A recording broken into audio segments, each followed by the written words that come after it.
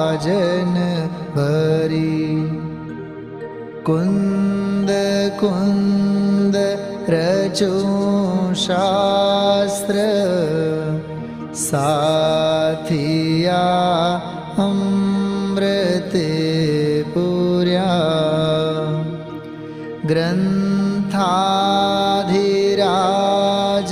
तारामा भावो ब्रह्मांडना भर्या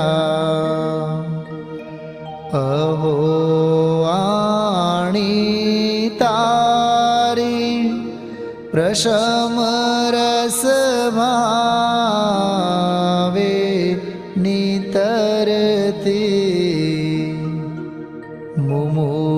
मुमुक्षुने पाते अमृत रस अंजलि भरी भरी अनादिनी मूर्छा विशतणी त्वराथी उतरती विभावेथी थंभी स्वरूप भळी दौड़े परिणति तू छे निश्चय ग्रंथ भंग सगळा व्यवहारना भेदवा तू प्रज्ञा छिणी ज्ञानने उदयनी संधि सहो छेदवा साथी साधकनो तो भानो जगनो संदेश महावीरनो विसामो भवक्लांतना हृदयनो तू पंथ मुक्ति तणो सुणे तने रसनि बंध शिथिल थाय जाने तने हृदय ज्ञानी तणा जणाय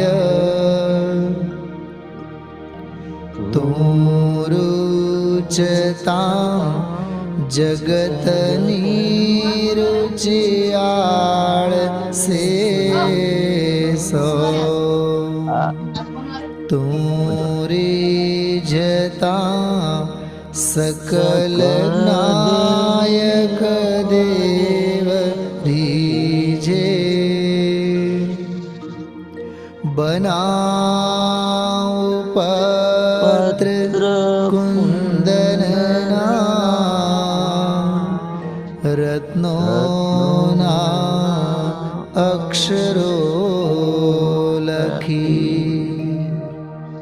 तथापि कुंद सूत्रोना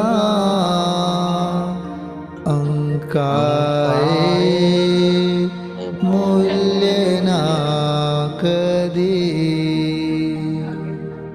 तथा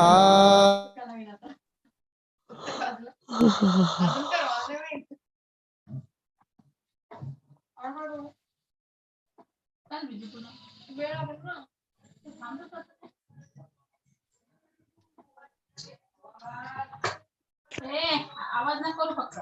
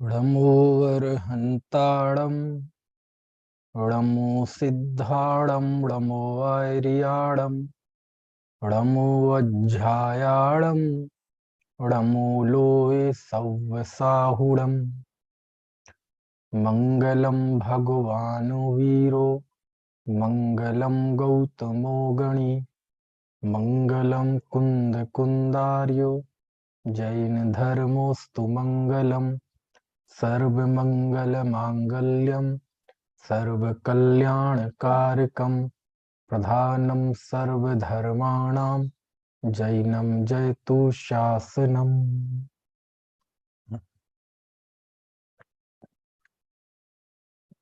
कलिकाल सर्वज्ञ आचार्य कुंद कुंद देव की अनुपम रचना समय पाहुड़ अपर नाम समय सार, जिसके कर्ता कर्माधिकार की कल 74वीं गाथा हमने पढ़ी थी। जीव आश्रयों से कैसे निवृत्त होता है, आश्रयों से निवृत्ति की विधि क्या है, वो बात चल रही है। तो आचार्य कहते हैं कि आश्रयों की निवृत्ति का और आश्रयों की अशुचिता का, अपवित्रता का ये समकाल है। ज्यों ही आश्रयों का और आत्मा का भेद ज्ञान हुआ, उसी क्षण जीव आश्रयों से निवृत्त हो जाता है। यद्यपि सैद्धांतिक तौर पर तो जीव अरहंत बनने के भी बाद अरहंत दशा में भी आश्रय होता है, भले इरियापथ आश्रय सही। सांप्रायिक आश्रय भी 10वें गुण स्थान तक होता है, क्योंकि वहां तक कषाय है। तो सैद्धांतिक तौर पे तो आश्रय बहुत ऊपर की स्थिति तक भी होता है, लेकिन यहाँ आश्रय का अर्थ है आध्यात्मिक। ये अध्यात्म का प्रकरण है, और अध्यात्म के प्रकरण में यदि कोई जीव भेद विज्ञानी है और भेद विज्ञान पर से भिन्न अपने आत्म स्वभाव का बोध उसकी दृष्टि है, तो अध्यात्म का कार्य यहाँ पूर्ण हो जाता है ना।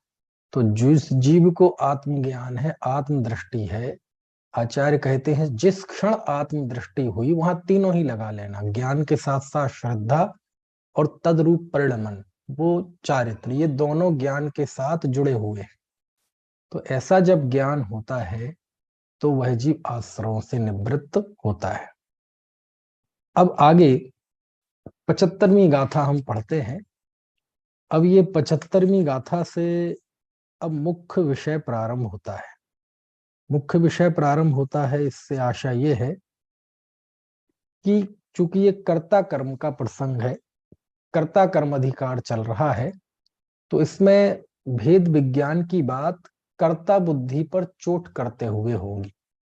तो अब 75वीं गाथा से एकदम विषय बदलता है। अब बिल्कुल यहाँ कर्ता कर्म अधिकार अब पूरे रंग में शुरू हो रहा है। अब 75वीं गाथा में इस बात का जवाब है कि आचार्य अमृत चंद स्वामी कहते हैं कि कथम आत्मा ज्ञानी भूतो लक्ष्यत इति चेत, कि आत्मा यह ज्ञानी हो गया, ये कैसे पहचाना जाता है, यानी इसकी पहचान क्या है। ठीक है, यानी ज्ञानी होने की पहचान क्या है, आत्मा है ना। आत्मा ज्ञानी हो गया, इसकी क्या पहचान है, इसका लक्षण क्या है, हम कैसे जाने कि यह आत्मा ज्ञानी हो गया। तो इसका जवाब इस 75वीं गाथा में आया है ना। इसी तरह की गाथा, इसी तरह का प्रश्न जीवाजीव अधिकार में भी है। जो जीवाजीव अधिकार में 19वीं गाथा है, 19वीं गाथा में भी ऐसा प्रश्न है कि यह जीव कितने समय तक अप्रतिबुद्ध रहता है ना। यहाँ प्रश्न है, यह आत्मा ज्ञानी हो गया, इसकी पहचान क्या है, वह कैसे लक्ष्य में आता है। तो दोनों प्रश्नों का जो जवाब गाथाओं में है उसमें काफी समानता है। वहां प्रश्न था कि कब तक जीव अज्ञानी रहता है, तो वहां एकत्व ममत्व बुद्धि की ओर से बात की है। और इस 75वीं गाथा में कैसे जीव ज्ञानी हो गया, इसकी पहचान क्या है, तो यहाँ उसको ज्ञानी के स्वरूप का बताते हुए कर्ता और भोक्ता बुद्धि पे चोट की है ना। देखो पहले गाथा पढ़ते हैं, फिर उसके बाद हम 19वीं गाथा भी पढ़ेंगे और आप देखेंगे दोनों में समानता। कम्मस्य परिणामम णोकम्मस्य यतहेव परिणामम णकरे एयमादा जो जान दिसोहवदिणानी। देखो अब पहले इस गाथा का सरल अर्थ देखते हैं। कम्मस्य या परिणामम, कर्म का जो परिणाम, णोकम्मस्य नौकर्म का, तहेव उसी तरह परिणाम, कर्म का परिणाम और उसी प्रकार नौकर्म का परिणाम। ठीक है, कर्म के परिणाम को और उसी तरह नौकर्म के परिणाम को। कम्मस्य या परिणामम, ठीक है, कर्म के परिणाम को, णोकम्मस्य नौकर्म के, तहेव उसी प्रकार परिणाम को। यानी जैसे कर्म का परिणाम है उसी तरह नौकर्म का परिणाम है, तो उसी को यहाँ कहते हैं कर्म के परिणाम को और उसी प्रकार नौकर्म के परिणाम को, है ना। णा करी एय मादा,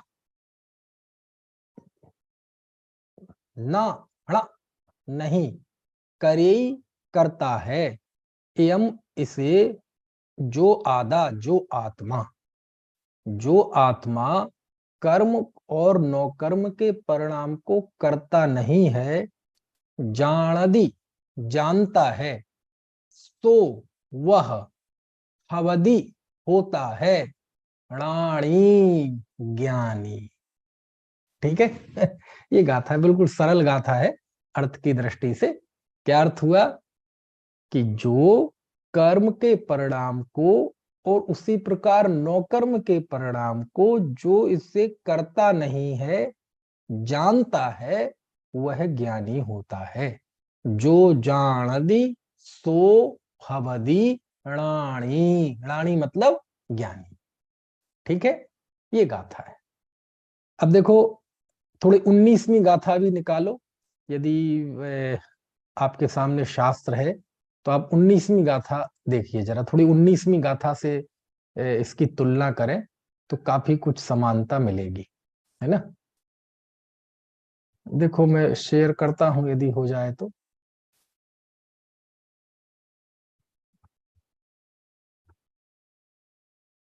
हो रही है क्या शेयर? देखो अब होगी, गाथा शेयर हुई। देखो ये जीवा जीव अधिकार की गाथा है। देखो इसके ऊपर देखो संस्कृत में लिखा है, क्या लिखा है, तर ही, ठीक है दिख रहा है, तर ही कियंतम कालम अयम अप्रतिबुद्धो भवतीति। अरे ये ऊपर बढ़ गया, हाँ,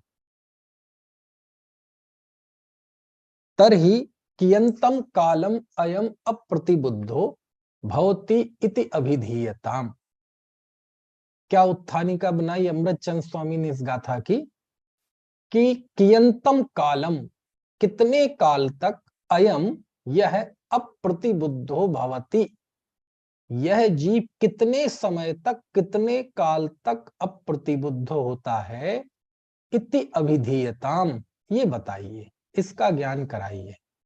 क्या प्रश्न है कि यह जीव कितने काल तक अप्रतिबुद्ध रहता है। अप्रतिबुद्ध मतलब अज्ञानी, मिथ्या दृष्टि। कितने काल तक यह जीव मिथ्या दृष्टि रहता है, तो देखो गाथा, कम्मेणो कम्हम ही अहमिदि अह कम च कम्मणो कम्मम जा एसा खलु बुद्धि अपड़ी बुद्धो हवदिताव। देखो क्या अर्थ है इसका, कम्मेणो कम्मम ही, कर्म में नौकर्म में, अहम इदि ये मैं हूं, कर्म और नौकर्म में अहम इति, मैं यह हूं, अहकम मुझ में, च कर्मणो कर्मम, और मुझ में कर्म और नौ कर्म है। कर्म और नौ कर्म में मैं हूं और मुझ में कर्म नौ कर्म है। जा ऐसा खल बुद्धि, ऐसी बुद्धि जब तक वास्तव में होती है, अब पड़ी बुद्धो हबधि तावे, तब तक यह जीव अप्रतिबुद्ध होता है। समझ में आए ना? यानी गाथा क्या हुई कि जब तक जीव कर्म और नौ कर्म में, ये मैं हूं, मुझ में कर्म नौ कर्म है, ऐसी जब तक बुद्धि होती है तब तक यह जीव अज्ञानी अप्रतिबुद्ध रहता है। तो यहाँ अप्रतिबुद्ध का लक्षण बताया, किस बुद्धि की तरफ से? जीवाजीव अधिकार की तरफ से, एकत्व ममत्व बुद्धि की तरफ से। ठीक है, कर्म नौ कर्म यहां भी है। और 75वीं गाथा आप देखते हैं तो 75वीं गाथा में भी कर्म और नौ कर्म है, कि जो कर्म के परिणाम को और नौ कर्म के परिणाम को जो करता नहीं है, मात्र जानता है, वह जीव ज्ञानी होता है। तो 19वीं गाथा में अज्ञानी की बात है, यहाँ 75वीं गाथा में ज्ञानी की बात है ना? ज्ञानी और अज्ञानी की बात होने के बावजूद भी इन दोनों गाथाओं को मिला दिया जाए तो 19वीं गाथा में अज्ञानी की पहचान के जरिए अज्ञानी कब तक जीव रहता है, इसके उत्तर में उन्होंने एकत्व और ममत्व बुद्धि का निषेध कर दिया कर्म और नौ कर्म में। और यहाँ ज्ञानी के बहाने आचार्य ने कर्म और नौ कर्म में कर्तृत्व का निषेध कर दिया। समझ में आया ना? इसलिए मैं बार बार क्यों कहता हूं कि कर्ता कर्म अधिकार जो है वो जीवाजीव अधिकार का ही पार्ट 2 है।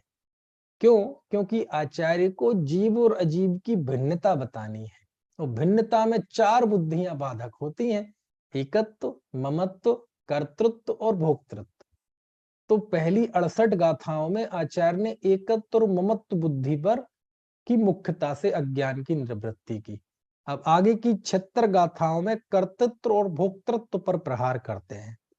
और पूरा कंप्लीटली देखा जाए तो 144 गाथा तक आचार्य ने जीव और अजीव की भिन्नता बताई है।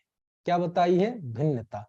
भिन्नता बताना अभीष्ट है आचार्य को, कर्तृत्व और भोक्तृत्व ये बताना अभीष्ट नहीं है।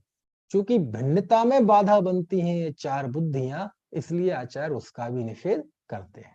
ठीक है, तो ये 75वीं गाथा के समानांतर मैंने आपको 19वीं गाथा क्यों खोल के दिखाई, उसका अर्थ आपको समझ में आया होगा, दोनों में तुलना समझ में आई होगी। वहां बात अज्ञानी की है, यहाँ ज्ञानी की है। लेकिन वहां अज्ञानी के जरिए आचार्य ने कर्म और नौ कर्म में एकत्व ममत्व का निषेध किया, और यहाँ ज्ञानी का लक्षण बताते हुए कर्तृत्व पर प्रहार किया।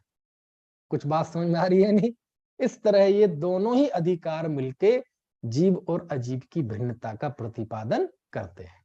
ठीक है, अब देखो इस गाथा का अर्थ समझ में आ गया आपको? एक बार पहले से फिर से इस गाथा को पढ़ें, फिर अपन इस गाथा को कुछ विश्लेषण देखेंगे।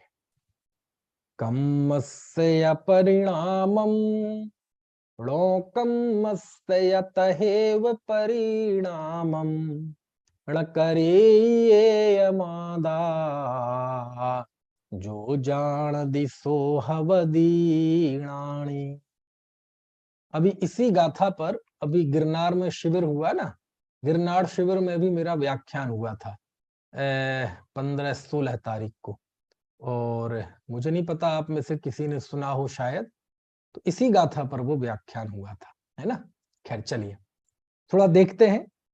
पहले फिर से इस गाथा के सरल अर्थ को मैं दोहरा दूं, फिर अपन इस पे बात करेंगे कि कम्मस्य परिणामम, कर्म के परिणाम को, तहेव नौकम्मस्य परिणामम, उसी प्रकार नौकर्म के परिणाम को, न करे ए मादा, इसको जो करता नहीं है, जो जान दी, जो जानता है, सो वह हवदी होता है प्राणी ज्ञानी।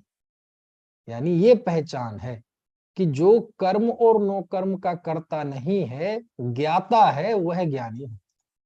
इस तरह से ये जो 75वीं गाथा है, ये पूरे कर्ता कर्म अधिकार की प्रतिनिधि गाथा है। प्रतिनिधि गाथा से आशय ये है कि कर्ता कर्माधिकार की संपूर्ण विषय वस्तु को यदि कोई देखे तो इस एक गाथा में देख सकता है। क्योंकि यदि पूरे कर्ता कर्माधिकार का सार मैं बताऊं आपको तो 2 लाइनों में है। क्या है? जीव कर्म नो कर्म का कर्ता नहीं है, जीव अपने परिणामों का कर्ता है, ज्ञानी ज्ञान का और अज्ञानी अज्ञान का। बस 2 लाइन में ये कर्ता कर्म अधिकार है पूरा। फिर से बोलूं, जीव कर्म नो कर्म का कर्ता नहीं है, जीव अपने परिणामों का कर्ता है, ज्ञानी ज्ञान का और अज्ञानी अज्ञान का। बस ये कर्ता कर्म अधिकार पूरा हो गया, है ना। और इस गाथा में ये पूरा विषय पूरे उसी वैभव के साथ आया है कि जो कर्म और नो कर्म को करता नहीं है, मात्र जानता है, वह ज्ञानी होता है। तो कर्म और नो कर्म के कर्तृत्व का निषेध कर दिया और जीव जानता है, इस जानने की स्थापना कर दी। और जो मात्र जानता है, करता नहीं है, वो ज्ञानी होता है। इस तरह ज्ञानी को प्रतिष्ठित कर दिया, जीव के ज्ञातृत्व भाव को प्रतिष्ठित कर दिया। और जो जानता नहीं है तो स्वाभाविक है वो उसका कर्ता बनेगा। तो अज्ञानी के उस अज्ञान भाव का कर्तृत्व भी सिद्ध कर दिया कि अज्ञानी अपने अज्ञान भाव के द्वारा इनका कर्ता भोक्ता बनता है। समझ में आए ना। तो ये गाथा बहुत अच्छी है। कर्ता कर्माधिकार की ये प्रतिनिधि गाथा है, यानी ऐसी गाथा है कि जिस गाथा में पूरा कर्ता कर्माधिकार शामिल है ना। अब देखो जरा देखते हैं। अच्छा बताओ, दुनिया में ऐसा कौन है जो कर्म और नो कर्म का कर्ता बनता है? ऐसा कोई है क्या? आप दुनिया में जाएंगे तो कोई होगा? जैसे अभी अज्ञानी का लक्षण बताया था कि जो कर्म और नो कर्म में ये मैं हूं, मुझ में ये है, ऐसा जो जब तक मानता है तब तक जीव अज्ञानी रहता है। तो दुनिया में आप जाएंगे, कोई व्यक्ति ऐसा मिलेगा? आप कौन है? तो कोई कहेगा मैं हिंदू हूँ, मैं मुस्लिम हूँ, मैं पुरुष हूँ, मैं सेठ हूँ, है ना। ऐसा कहते हुए तो मिल जाएंगे जी। मैं इंजीनियर हूँ, मैं डॉक्टर हूँ, मैं स्टूडेंट हूँ, है ना, मैं व्यापारी हूँ। ऐसा कहते हुए जीव तो मिल जाएंगे। लेकिन कोई ऐसा कहते हुए मिलेगा कि मैं कर्म हूँ, मैं नौ कर्म हूँ? ऐसा कहते हुए कोई मिलेगा? किसी से पूछा जाए आप क्या करते हैं, तो ऐसे कहते हुए तो मिलेंगे कि मैं व्यापार करता हूँ, मैं इलाज करता हूँ, मैं केस लड़ता हूँ, मैं बच्चों को पढ़ाता हूँ, मैं प्रवचन करता हूँ। ऐसा कहते हुए तो लोग मिल जाएंगे। लेकिन क्या कोई ऐसा मिलेगा जो ये कहे कि मैं कर्म को करता हूँ, मैं नौकर्म को करता हूँ? ऐसा कोई कहते हुए मिलेगा? नहीं मिलेगा। ऐसा कहते हुए कोई नहीं मिलेगा दुनिया में, लेकिन ऐसा मानते सब है। क्या मतलब हुआ? देखो, एक होती है डॉक्टर की भाषा और एक होती है मरीज की भाषा। आपने कभी दवाइयों का पर्चा देखा होगा, आप डॉक्टर के यहाँ जाते हैं और आपने 1,000 रुपए फीस दी, वो 2-5 मिनट आपको देखता है, उसके बाद वो आपकी सारी रिपोर्ट देख के, आपकी कंडीशन देख के आपको प्रिस्क्रिप्शन लिखता है, मतलब वो पर्चा बनाता है, दवाइयां लिखता है। तो दवाइयां लिखने के पहले सबसे ऊपर पर्चे में आपका नाम लिखेगा, उम्र लिखेगा, कितना ब्लड प्रेशर है वो लिखेगा, है ना, पल्स क्या है वो लिखेगा, और रिपोर्ट्स हैं उसे संक्षिप्त में लिख देगा। और उस रिपोर्ट में क्या आया और उसका अपना ऑब्जर्वेशन क्या है, क्या बीमारी है, वो सारी वो अपनी भाषा में लिख देता है। समझ में आया ना। अच्छा ईमानदारी से बताना, वो आपको समझ में आता है उसने क्या लिखा? आपको कुछ पता नहीं चलेगा। लेकिन जब आप दोबारा उसको दिखाने जाएंगे तो वो पर्चा देख के एक नजर में आपका सारा वो पता चल जाएगा कि आप कब आए थे, क्यों आए थे, आपको तकलीफ क्या है। समझ में आया ना। उसे बार बार वो रिपोर्ट्स ना देखने पड़े पुरानी, है ना। और फिर वो कुछ कुछ टेस्ट लिखना हो तो कुछ टेस्ट लिखता है। मान लीजिए वो कहे कि लो आप ये टाइफाइड का टेस्ट करा लो, तो अब उसने जो रेफर किया है उसमें कहीं टाइफाइड तो लिखा ही नहीं है। अब आप गए, रिपोर्ट भी ले आए, रिपोर्ट में कहीं टाइफाइड है नहीं। डॉक्टर ने कहा जी आपको टाइफाइड है। बोले कहाँ लिखा है इस रिपोर्ट में टाइफाइड? अब उसे विज्ञान की भाषा में विडॉल कहते हैं। क्या कहते हैं? विडाल। अब आप सोचे टाइफाइड लिखा होगा उसमें, मोतीझरा लिखा होगा। यहाँ हम जहाँ रहते हैं, यहाँ गांव की बोली में उसे म्यादी बुखार बोलते हैं। बुंदेली में जाएं तो उसे आंतरे का बुखार बोलते हैं। तो कहने का आशय ये है कि ये अपनी अपनी भाषा है, लेकिन साइंस की भाषा अलग होती है। बात वही है, लेकिन साइंस उसे अलग भाषा में बोलेगा, आम आदमी अलग भाषा में बोलेगा। आप डॉक्टर के यहाँ जाएंगे, यदि डॉक्टर आपको साइंस की भाषा में बात करने लगे और आपसे भी कहे कि आप साइंस की भाषा में बताओ, तो डॉक्टर और मरीज के बीच में बातचीत हो जाएगी, हो पाएगी? डॉक्टर आपकी भाषा में पूछता है, हाँ जी रात में कैसा लगा था, आंखें भी दुखती हैं क्या, पैर भी दुखते हैं क्या।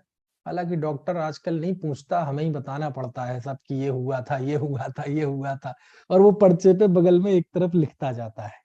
अब वो उसकी अपनी साइंस की भाषा होती है। कुछ बात समझ में आ रही है कि नहीं? तो ऐसे ही ये जो 19वीं गाथा हमने पढ़ी, या कि अभी हमने 75वीं गाथा पढ़ी, इन दोनों में वहां कहा था जो कर्म और नो कर्म में ये मानता है कि ये मैं हूं, मैं इनमें हूं, या फिर यहां कह रहे हैं कि जो कर्म और नो कर्म को करता नहीं है मात्र जानता है, ये भाषा डॉक्टर की भाषा है। काय की भाषा है? ये डॉक्टर की भाषा है, ये शास्त्र की भाषा है, ये सैद्धांतिक शब्दों का प्रयोग है, ये पढ़े लिखों की भाषा है। समझ में आए ना? है कर्म नो कर्म, कौन जानता है कर्म नो कर्म? कहाँ है दुनिया में कोई मानता है कि मैं कर्म का करता हूं? तो इस भाषा में नहीं मानता, लेकिन मानते सब है। तो ये समझ लो डॉक्टर का पर्चा है ना? उसे हम टेक्निकल भाषा में कहेंगे विडाल। लेकिन अब कोई गांव की बुढ़िया आई है और पूछे डॉक्टर साहब क्या है हमें, तो उसे नहीं कहेंगे है कि तुम्हें बिडौल है। उसे क्या कहेंगे? हाँ माता जी तुम्हें मोती झरा हो गया, तुम्हें मियादी बुखार हो गया, टाइफाइड हो गया, थोड़ा पढ़ा लिखा होगा तो ये किसकी भाषा है? ये मरीज की भाषा है। कुछ बात समझ में आ रही कि नहीं? ऐसा है। तो कहने का आशय ये है कि अब इसकी हम अपनी भाषा में कैसे समझें? तो देखो समझते हैं। सबसे पहला लिखा कर्म का परिणाम, और दूसरा लिखा नौकर्म का परिणाम। तो ये कर्म का परिणाम, परिणाम मतलब यहाँ रिजल्ट नहीं है। अपन बोलते ना, हाँ जी आज हमारा परिणाम आने वाला है ना, और मैच का परिणाम क्या रहा। तो यहाँ परिणाम का अर्थ रिजल्ट नहीं है। समझ में आए ना? यहाँ परिणाम का अर्थ होता है अवस्था। तो कर्म का परिणाम मतलब कर्म की अवस्था, नौकर्म का परिणाम यानी नौकर्म की अवस्था। अब प्रश्न ये कर्म और नौकर्म क्या है? तो ज्ञानावरण आदि जो 8 कर्म हैं वो तो है कर्म, ठीक है? ज्ञानावरण, दर्शनावरण आदि 8 कर्म ये कर्म है।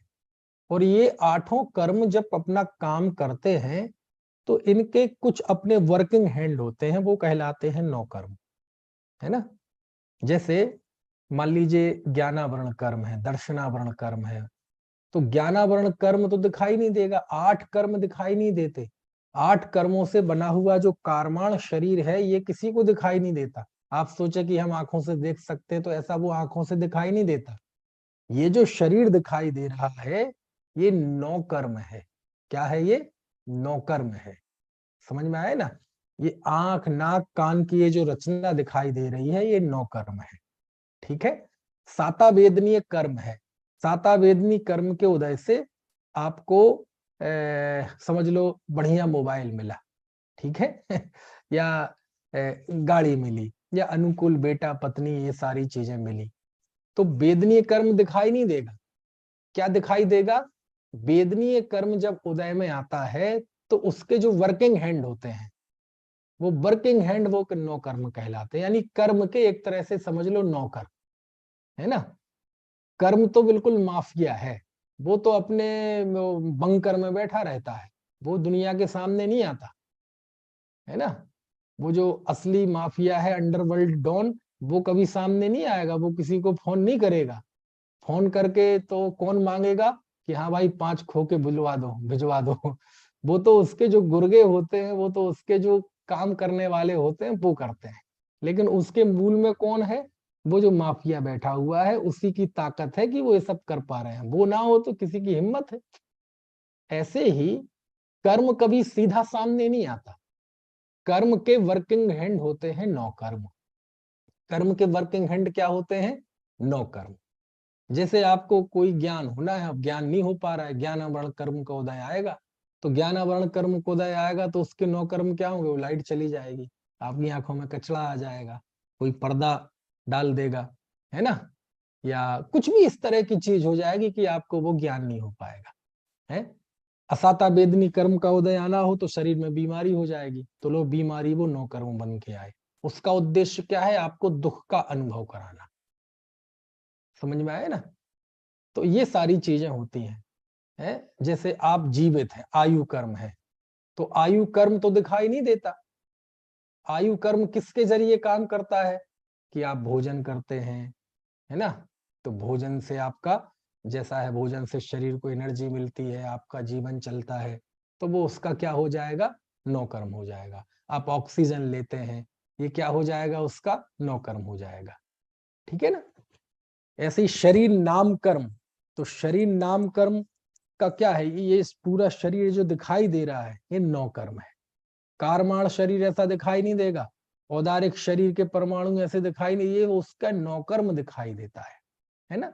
जो असली इंद्रिय होती है कर्म की रचना, आंख नाक कान, वो आपको दिखाई नहीं देगी, ये क्या दिखाई देगी? उसका 9 कर्म दिखाई देगा।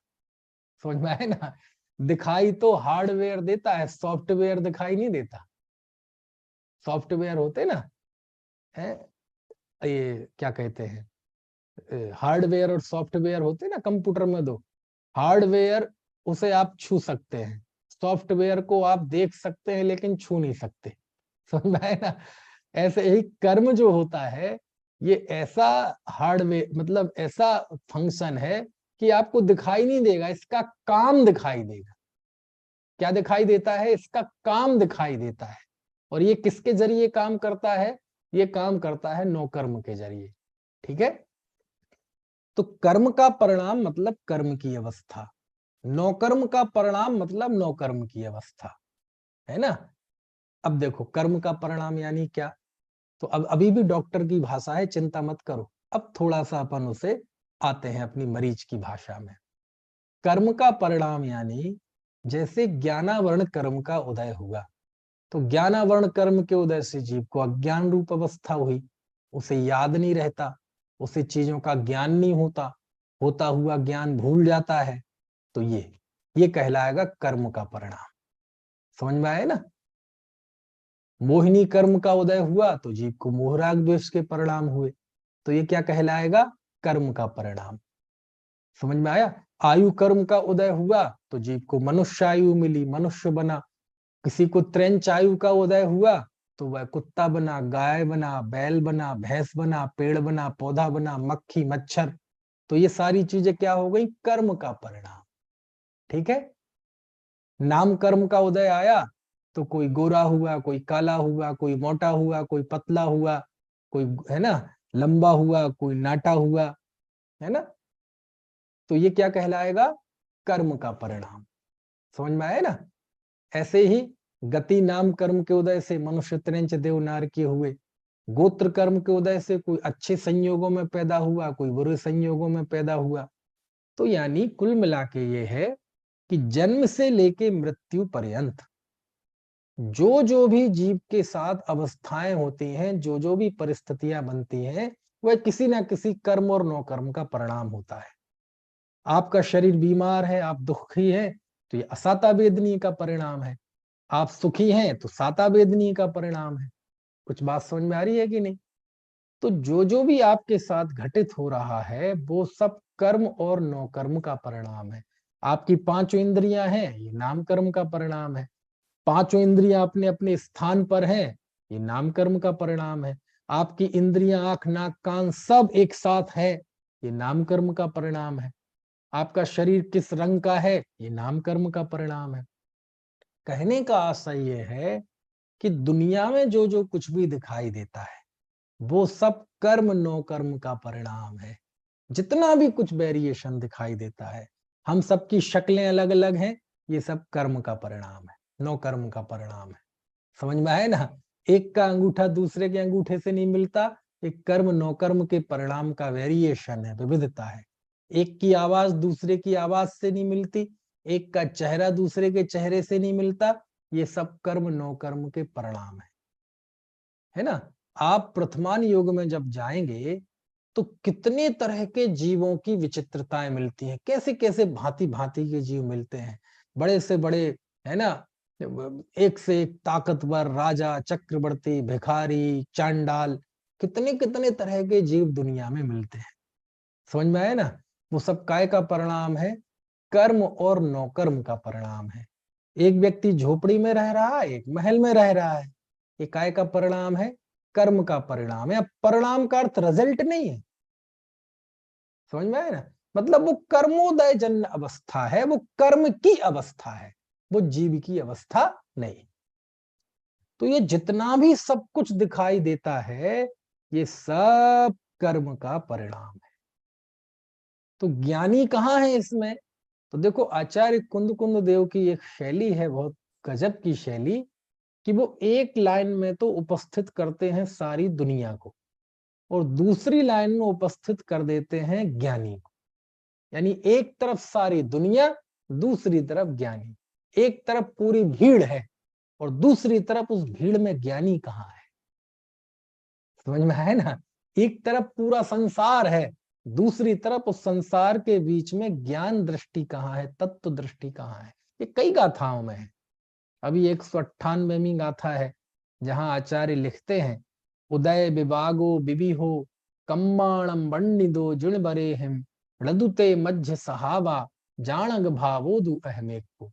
वहां वह ज्ञानी के विषय में बात करते हैं कि कर्म के उदय का विविध प्रकार का विपाक भगवान ने बताया है। तो एक लाइन में देखो पूरी दुनिया को रिप्रेजेंट कर दिया कि दुनिया में जितना भी जीवों में वेरिएशन दिखाई दे रहा है, विविधता दिखाई दे रही है, कोई एक इंद्रिय, दो इंद्रिय, तीन इंद्रिय, चार इंद्रिय, पंच इंद्रिय, है ना, संगी असंगी, गोरा काला, सुखी दुखी, अपमानित, शोषित, दलित, उपेक्षित, उपहासित। तो ये जितनी स्थितियां दिखाई दे रही हैं, ये कर्म के उदय का विपाक है, ये कर्म के उदय का फल है। तो देखो एक लाइन में बता दिया है ना, उदय विभागो बिबिहो कम्माणम वर्णिदो जुण बरेहिम। कर्म के उदय का विविध प्रकार का विपाक जिन बरेंद्रों ने कहा है। ठीक है। अब देखो एक लाइन में पूरी दुनिया को रिप्रेजेंट कर दिया। अब आचार्य दूसरी लाइन पे आते हैं, रदुते मध्य सहावा, लेकिन ये मेरा स्वभाव नहीं है, जाणग भावोदु अहमेक को, मैं तो एक ज्ञायक भाव मात्र हूं। देखो समझ में आया ना। ये ज्ञानी, यानी एक लाइन में सारी दुनिया और दूसरे लाइन में एकदम सारी दुनिया को पोटली में बांध के आचार्य देव ज्ञानी को उपस्थित करते हैं। बिल्कुल ऐसे ही ये है, पहली पंक्ति में सारी दुनिया को रिप्रेजेंट कर दिया कि जो कर्म का परिणाम है, नौकर्म का परिणाम है, यानी ज्ञानी के साथ भी जो अनेक तरह के कर्म और नौकर्म के परिणाम देखे जाते हैं। तो बोलो, प्रथमान युग में इतने तरह के ज्ञानी दिखाई देते हैं, वो क्या है? वो सब कर्म और नौकर्म का ही तो परिणाम है। कैसे है? देखो, एक ज्ञानी नरक में है, तो नरक में वो मारता है, चिल्लाता है, चीखता है ना। तो काय का परिणाम है? ये कर्म का परिणाम है। परिणाम मतलब रिजल्ट नहीं, ये कर्मोदय जन्य अवस्था है, ये कर्म की ही अवस्था है। कुछ बात समझ में आ रही? आप क्या सोचते हैं कि नरक में जाएंगे और वहां कोई सम्यक दृष्टि ज्ञानी आत्मार्थी को ढूंढने जाएंगे, तो वहां जैसे मान लो एक रजिस्टर्ड सम्यक दृष्टि है, राजा श्रेणिक। अब राजा श्रेणिक अगले 24 के पहले तीर्थंकर होने वाले हैं, और चलो हम चला ढूंढने चलते हैं। पहले नरक में गए, बोले ढूंढते हैं राजा श्रेणिक को। बोले कैसे पहचानेंगे? बोले घबराओ मत, वो तो सम्यक दृष्टि है, अगले भाव से तीर्थंकर होने वाले, वो तो अलग दिख जाएंगे। बिल्कुल ज्ञानी तो अलग दिखता है दुनिया से, बिल्कुल अलग दिख जाएंगे। एकदम कहीं कोने में बैठे होंगे, शास्त्र स्वाध्याय कर रहे होंगे, भगवान आत्मा का चिंतन कर रहे होंगे, एक मंडल बना रखा होगा आत्मार्थियों का, स्वाध्याय कर रहे होंगे। ऐसा है क्या? ऐसा नहीं है। समझ में आया ना। बिल्कुल एक जैसा आम नार की होता है वैसे ही वो दिखाई देंगे, वैसे ही चीखते हुए, वैसे ही मारपीट करते हुए, वैसे ही लड़ते हुए, वैसे झगड़ते हुए। वो कर्म का परिणाम है। मतलब जो जीव नरक आयु, नरक गति और उस संबंधी कर्म प्रकृतियों को उदय में लेकर आता है, वहां वैसे ही अवस्था होती है। कुछ बात समझ में आ रही है? ऐसे ही कोई आत्मार्थी नरक में, देवगति में हो, तो देवगति में देखो कर्म के परिणाम किस किस तरह के होते हैं, भवनवासी, व्यंतर, ज्योतिषी, वैमानिक, है ना।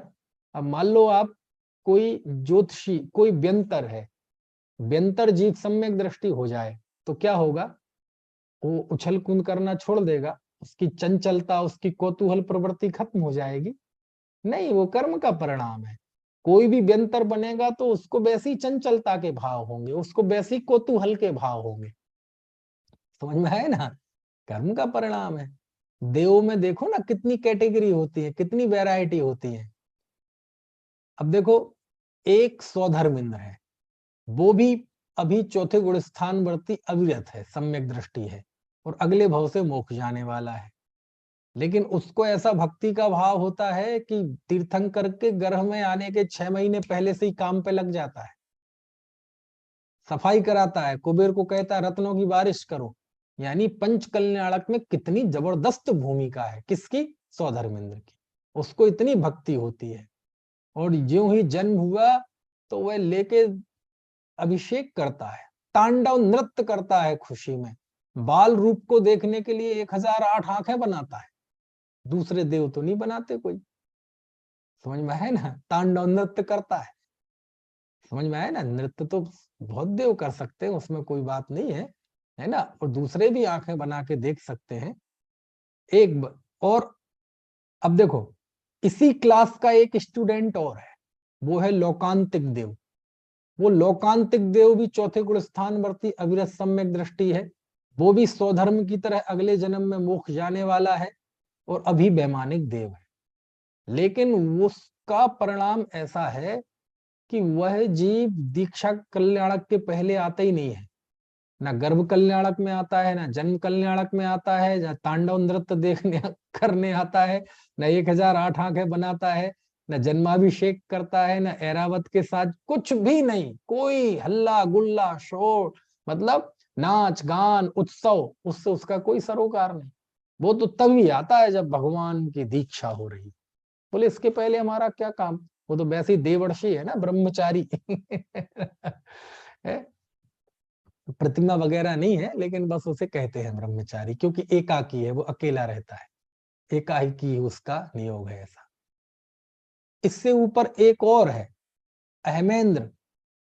वो सरवार सिद्धि आदि के जो देव होते हैं अहमेंद्र, वो तो और बड़े हैं एक ही स्टूडेंट, एक ही क्लास के, वो भी चौथे गुण स्थान वर्ती अविरत समदृष्टि, अगले भाव से मोक्ष जाने वाला। लेकिन उसकी अवस्था ऐसी है कि वह तो दीक्षा कल्याणक में भी नहीं आता, ज्ञान कल्याणक में भी नहीं आता। यहाँ करोड़ों वर्ष तक किसी तीर्थंकर का विहार होता रहे, उनकी दिव्य ध्वनि घिरती रहे, जैसे इस समय सीमंदर भगवान 1 कोटि पूर्व उनकी आयु है, 1 करोड़ पूर्व तक उनका जब तक मोक्ष नहीं होगा तब तक रोज उनका दिव्य उपदेश होगा। लेकिन उन अहमेंद्रों को एक पल भी ऐसा विचार नहीं आता कि चले यार भगवान की दिव्य ध्वनि सुन के आते हैं। यहाँ कितनों ही को मोक्ष हो जाए, उन्हें कोई फर्क नहीं पड़ता, उनके सिर पे जूं नहीं रेंगता। तो देखो, स्वधर्म भी उसी क्लास का, लोकांतिक भी उसी क्लास का, और अहमेंद्र भी उसी क्लास का, सब एक ही क्लास के स्टूडेंट है। चतुर्थ गुण स्थान वर्ती अविरत सम्यक दृष्टि, असंयमी, अगले भाव से सब मोक्ष जाने वाले। लेकिन सबके परिणाम में कितना फर्क है ना। ऐसे ही आप मनुष्यों में आ जाओ, एक तद्भव मोक्षगामी वो है जो 6 महीने कंधे पे लेके घूमते रहे, किसको रामचंद्र जी लक्ष्मण को लेके घूमते रहे ना।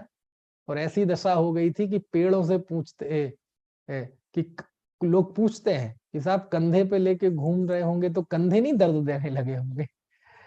अरे भैया, 6 महीने कंधे पे लेके घूमते रहे, मतलब उन्हें यकीन नहीं हुआ कि ये जीव मर गया, वो मृत शरीर को ही जीवित मानते रहे।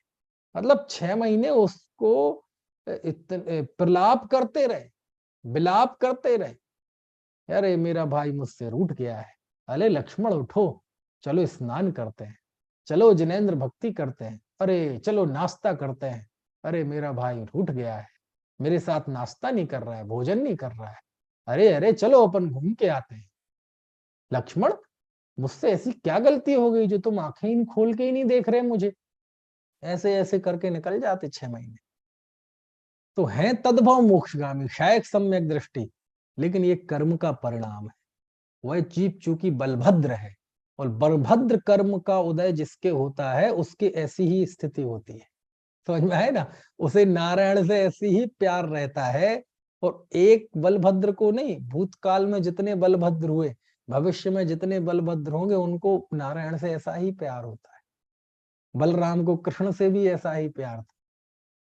कुछ बात समझ में आ रही है कि नहीं है? अब ऐसी त्रेंचों में देख लो आप, है बंदर कितना चंचल, गाय कितनी सीधी, सांप कितना गुस्सैल। तो देखो ये त्रेंचों में वैरायटी देखो आप, ये क्या है? कर्म का ही तो परिणाम है। एक जुगनू है, चमकता है, ये नौकर्म का परिणाम देखो आप।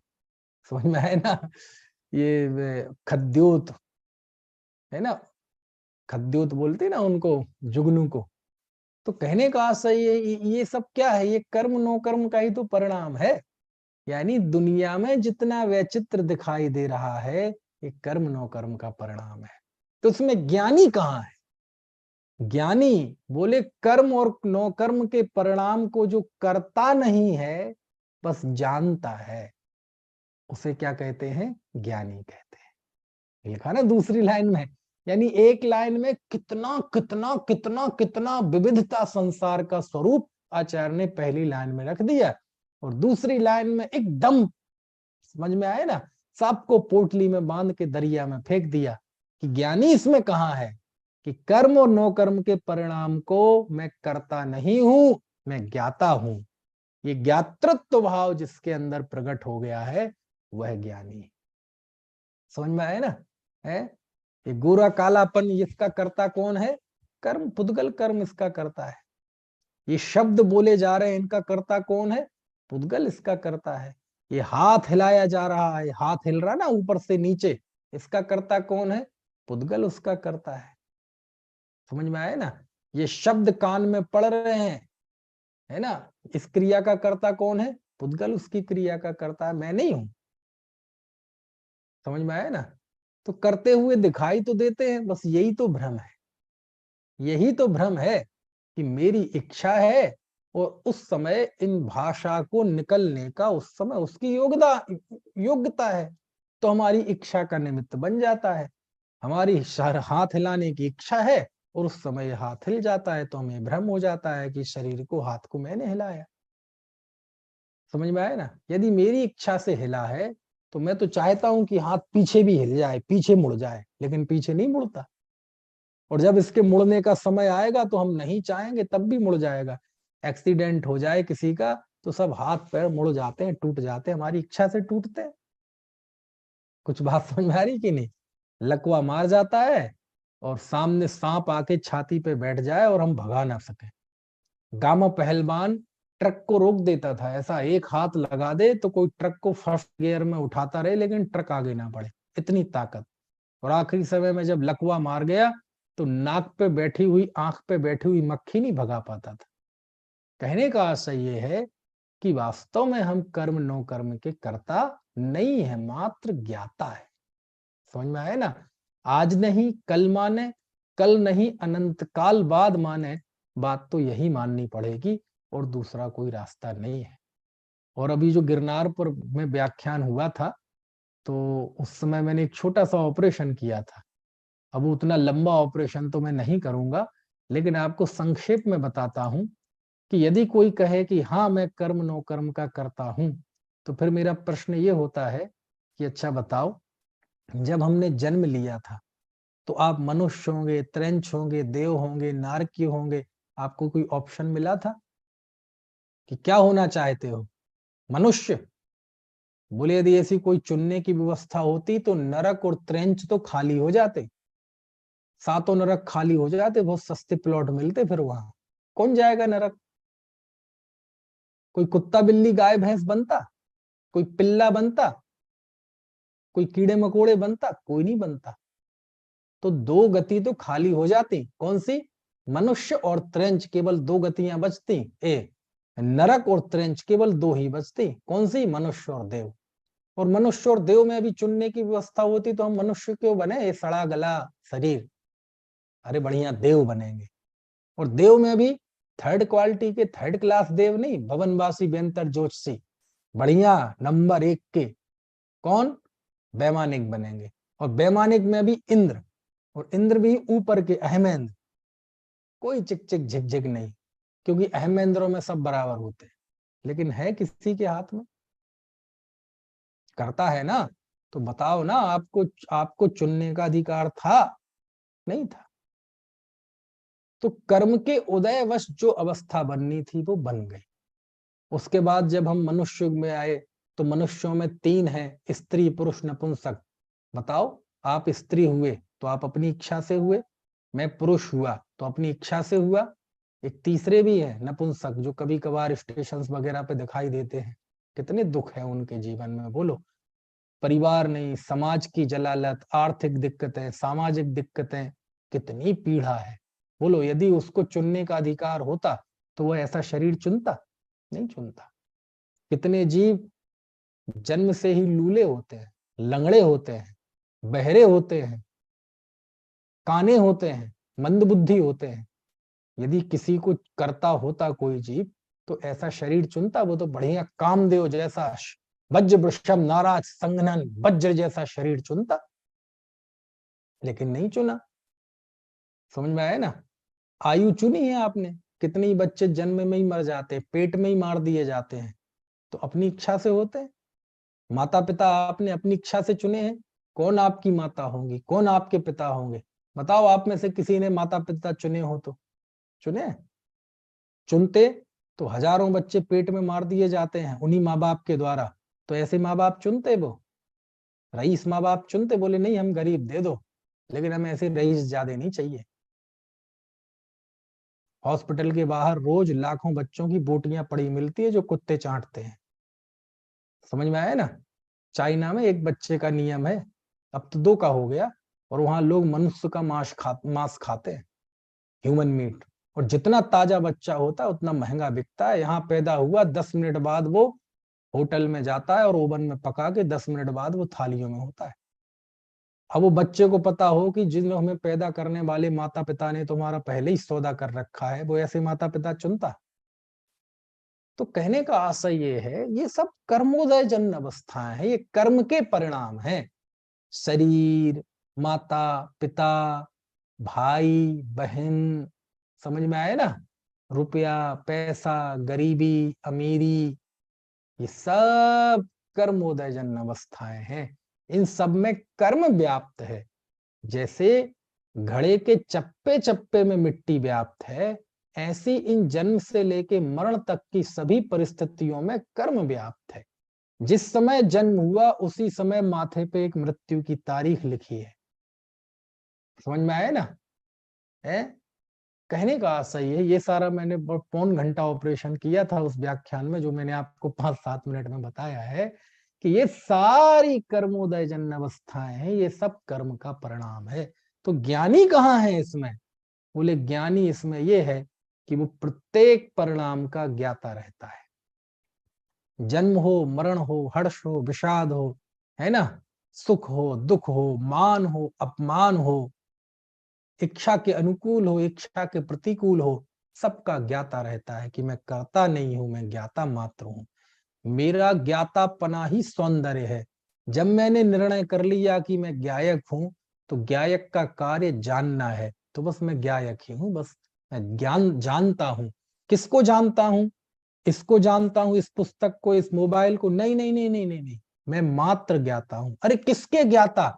अरे किसकी तरफ से कहोगे तो मैं सबका ज्ञाता हूं, और मैं अपनी तरफ से कहूं तो मैं किसी का ज्ञाता नहीं हूं, मैं मात्र ज्ञाता हूं। किसी के एक पर्टिकुलर द्रव्य का ज्ञाता नहीं हूं। यदि मैं इस कॉपी का ज्ञाता हूं, तो जिस समय इस कॉपी का ज्ञान खत्म हो जाएगा तो आत्मा भी खत्म हो जाएगा। नहीं, ऐसा नहीं हूं मैं किसका ज्ञाता हूं? मात्र ज्ञाता हूं। मात्र जानना मेरा काम है। कर्म को जानने वाला ज्ञानी है कि नो कर्म को जानने वाला ज्ञानी है? मात्र जानने वाला ज्ञानी। ज्ञानी सुख को जानता है कि दुख को जानता है? ज्ञानी मात्र जानता है। क्या कहा? है, ज्ञानी गति को जानता है, इंद्रिय को जानता है, किसको जानता है? मात्र जानता है। जो जानता है वह ज्ञानी है। क्योंकि जब मैं निर्णय कर लिया कि मैं गायक हूं, तो मेरे समस्त भाव ज्ञानमयी होते हैं। बस मैं जानता हूं, जानता हूं, जानता हूं। दरअसल बात ऐसी है कि इस कर्ता बुद्धि के मूल में भी बहरात्म दशा है, जिसे हम कहते पर्याय मूलता। क्या मतलब है? ये कर्ता बुद्धि भी, मिथ्या कर्ता बुद्धि भी इसलिए होती है क्योंकि हमारी मूल में भूल है। मूल में भूल मतलब हमें अपनी पहचान नहीं है, मैं कौन हूं बस इस बात का बोध नहीं है। और जब इस बात का बोध हो जाएगा कि मैं गायक हूं, तो ये चारों बुद्धि एक साथ नष्ट होंगी। चारों बुद्धियों पे अलग अलग काम नहीं होता कि पहले मैं एकत्व बुद्धि नाश करूंगा, फिर ममत्व बुद्धि नाश करूंगा, मैं कर्तृत्व नाश करूंगा, मैं भोक्तृत्व नाश करूंगा। नहीं, ऐसा नहीं है। चारों एक साथ एक क्षण में नष्ट हो जाती हैं। अपनी पहचान हुई कि मैं कौन हूं, बस मैं एक गायक भाव हूं, ऐसी पहचान, ऐसा श्रद्धान होते ही कर्ता बुद्धि नष्ट हो जाती है। और कर्ता बुद्धि है क्यों? क्योंकि बस यही पहचान नहीं है, बस इसलिए कर्ता बुद्धि। क्यों? क्योंकि कर्तृत्व के मूल में भी एकत्व है। कैसे एकत्व है? देखो, समझते हैं, थोड़े मार्मिक बिंदु हैं ये सब, बहुत मार्मिक है। जैसे उदाहरण के लिए मान लीजिए मैं मानूं कि मैं घर का मुखिया हूं, मैं इस घर का मुखिया हूं। और जब ये मैं मानूंगा तो मैं फिर घर का करता हुए बिना नहीं रहूंगा। मैं फिर बच्चों की परवरिश का करता हुए बिना नहीं रहूंगा। ऐसा है कि नहीं? मैं मानूं कि मैं गृहस्थ हूं, अणुव्रती हूं। यदि मैं मानूं कि मैं गृहस्थ हूं, तो मैं श्रावक के कार्यों का, षट कर्मों का करता हुए बिना नहीं रहूंगा। जरूर होऊंगा, नहीं तो मैं मान क्यों रहा कि मैं गृहस्थ हूं? क्योंकि गृहस्थ धर्म क्या है? षट कर्मों का पालन करना।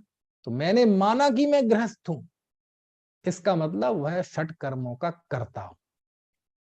मैं मानूं कि मैं मुनि हूं, तो मैं महाव्रत का करता हुए बिना नहीं रहूंगा। क्यों? क्योंकि महाव्रत का कर्तृत्व ओढ़कर ही तो मैं मान रहा हूं कि मैं मुनि हूं। कुछ बात समझ में आ रही कि नहीं? मैं कहूं कि मैं आचार्य हूं, इसका मतलब मैं दूसरों को चारित्र दिलाता हूं। दूसरों के चारित्र का कर्ता मैं स्वीकार करूंगा, तब मैं मानूंगा कि मैं आचार्य हूं। तो इस कर्तृत्व के मूल में भी पर्याय मूलता है। क्या है? पर्याय मूलता है। मैं मानूं कि मैं मां हूं, है ना? ऐसा मानता नहीं, मैं आपकी तरफ से कह रहा हूं, बहनें बैठी हैं, कि मैं मानूं कि मैं मां हूं, तो मैं अपने बच्चे की उत्पत्ति का करता हुए बिना नहीं रहूंगी। कुछ बात समझ में आ रही है कि नहीं? तो सारे कर्तृत्व के मूल में एक ही भूल है कि जीव को अपनी पहचान नहीं है। यदि उसे ये बात स्वीकार हो जाए कि मैं गायक हूं, और गायक हूं तो जानना ही मेरी सीमा है, जानना ही मेरा स्वभाव है, जानना ही मेरा सौंदर्य है। मैं गायक हूं तो गायक ही रहूं, ज्ञाता हूं तो ज्ञाता ही हूं। बस बात खत्म हो गई। किंतु परंतु इफ बट खत्म करो ना ये बात साहब, इस नए से निश्चय से, अरे खत्म करो ना ये बात। आत्मा ज्ञानम स्वयं ज्ञानम, समझ में आया ना? तो मैं गायक हूं, बस यहीं पर चारों बुद्धियां खत्म हो गई। अलग से एक एक नष्ट नहीं करनी पड़ती। मैं गायक हूं ये अंदर से भाव आते ही, ऐसी श्रद्धा, ज्ञान और ऐसा परिणमन होते ही अपने आप ही कर्ता भोक्ता आदि सारी बुद्धियां विलय को प्राप्त हो जाती है ना? इस तरह से ये 75वीं गाथा है। एक बार गाथा का पाठ करते हैं, उसके बाद फिर कल बात चलेगी। कम्मस्य परिणामम णोकम्मस्य यतहेव परिणामम न करेदि एयमादा जो जान दिसोह बदिणाणी। चलिए, किसी को कोई प्रश्न हो तो पूछ लीजिए, अन्यथा फिर कल बात करेंगे। मैं अनम्यूट करता हूं आपको, यदि आपका कोई प्रश्न हो तो आप खुद अपने आप को अनम्यूट कर सकते हैं। जय जिनेंद्र भाई साहब। जय जिनेंद्र, बताइए। भाई साहब, एक तरफ हम ये कहते हैं कि ज्ञानी होती एक बुद्धि, कर्तृत्व बुद्धि, भोक्तृत्व बुद्धि और ममत्व बुद्धि, ये चारों बुद्धियां टूट जाती हैं। दूसरा ये होता है कि ये कहा जाता है कि भूमिका अनुसार उसको करने धरने के भाव भी तो आते हैं उसको। ये चार बुद्धियों की बात है। जब बात बुद्धि की हो तो बात आती है श्रद्धा की, है ना। देखो, श्रद्धा में विपरीत, ज्ञान में विपरीतता, ये सब तो एक साथ ही जाती है। लेकिन चारित्र में चीजें धीरे धीरे आती हैं। जैसे मान लीजिए कोई सम्यक दृष्टि ज्ञानी हो गया, लेकिन उसको तुरंत चारित्र नहीं होता, हो भी जाए और नहीं भी हो। तो यदि चारित्र नहीं होता है तो चारित्र नहीं होगा तो उसको जो लौकिक परिणाम है वो होते हैं। लौकिक परिणाम के अनुसार मैं कार्य करूं, मैं परिवार की परवरिश करूंगा, उसकी चिंता, ये सब उसको भूमिका के अनुसार होते हैं। तो वो होते हैं, वो उसकी अपनी उस भूमिका का सत्य है। लेकिन यहाँ बात कर रहे हैं उसकी श्रद्धा की, उसकी बुद्धि की, उसकी प्रतीति की, उसकी दृष्टि की। दृष्टि उसकी ऐसे अंदर में एक दिया ऐसा जलता रहता है ना, ज्ञान में भी प्रतीति में भी, जहां वो ये बात स्वीकार करता है कि वास्तव में मैं इनका करता नहीं। यदि ये ना हो उसकी प्रतीति में, उसके अंदर वो दिया ना जले अखंड ज्योति, तो उसी क्षण अज्ञानी हो जाए। वो 24 घंटे ज्ञानी किस दम पे है, किस बल पे है?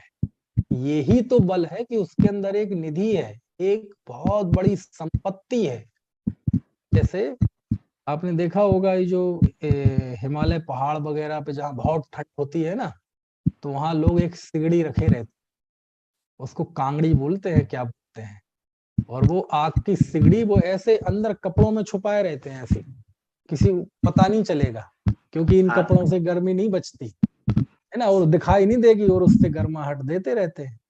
तो ऐसे ही तद ज्ञान, सम्यक ज्ञान, सच्ची प्रतीति, अंतर्दृष्टि, वो कांगड़ी की तरह अंदर में छिपी रहती है, समझ में आए ना। लेकिन बाहर में चीजें भूमि अनुसार होंगी। चौथे गुण स्थान वाला है तो उसकी उसकी भूमिका के अनुसार राग द्वेष आदि होंगे। पंचम गुण स्थान वाला है तो उसको करने कराने के परिणाम होंगे। ऊपर मुनि है तो उनको अपने भूमिका के अनुसार कराने के परिणाम होंगे। तो वो सब होते हैं, लेकिन अंदर में वह उसका कर्ता नहीं बनता कि ये करना कोई स्वभाव है, ये भाव मुझे करने चाहिए। मैं ना, अब मान लीजिए कोई चश्मा लगाता है, अब चश्मा उसकी जितनी वो नंबर है उसके अनुसार लगाना जरूरी है, लेकिन वो चश्मा उसकी सुंदरता नहीं है, उसकी वीकनेस की निशानी है, आंखों की कमजोरी की निशानी है, ऐसा वो मानता है। समझ में आया ना। ऐसे ही वो कमर में पट्टा बांध लेते हैं, लोग बांध लेते हैं कि नहीं। तो कोई कहे, कोई गले में पट्टा बांध लेते हैं, वो सर्वाइकल की दिक्कत होती है, बड़ा सा पट्टा बांध लेते हैं ना। अब कोई कहे हर्षवर्धन जी आप पहने हो, हम कहें भाई साहब आप पे पट्टा बहुत चमकता है, अच्छे लगते हैं आप इस पट्टे में, तो आपको कैसा लगेगा? बता यार, मैं तो मजबूरी में लगाता हूँ। ये कह रहे हैं किसी का हाथ टूट गया और प्लास्टर बन गया, अब वो प्लास्टर बांधे बांधे घूम रहा है, और कहे हर्षवर्धन जी आप पे प्लास्टर जचता है तो आप कहेंगे यार मजाक कर रहे हो, तो ये कोई जचने की चीज है? हमारा बस चले तो अभी उखाड़ के फेंक दे, फिर पहने क्यों हो प्लास्टर? क्या करे, वो मजबूरी है। तो होते हुए भी उसके प्रति एक विरक्ति का परिणाम होता है। ऐसे ही भूमिका के अनुसार कर्ता अपन आदि के परिणाम होने के बावजूद भी अंदर में प्रतीति में ये इनका मैं करता नहीं हूं, मैं ज्ञाता हूं, ये एक अंदर में ज्ञान धारा उस जीव के 24 घंटे होती है। ठीक है, धन्यवाद भाई साहब। चलिए, कल जो अपने अंत में जो गाथा बताई थी, कल हाँ, जो अपन लास्ट में जो गाथा बताई, वो बारसाणुवेखा में भी 12वां नंबर की गाथा है। हाँ हाँ ठीक है, वो मैंने पढ़ी थी कल। चलिए। अनंत धर्मणस्तत्वं पश्यन्ति प्रत्यगात्मनः अनेकांतमयी मूर्तिर्नित्यमेव प्रकाशता।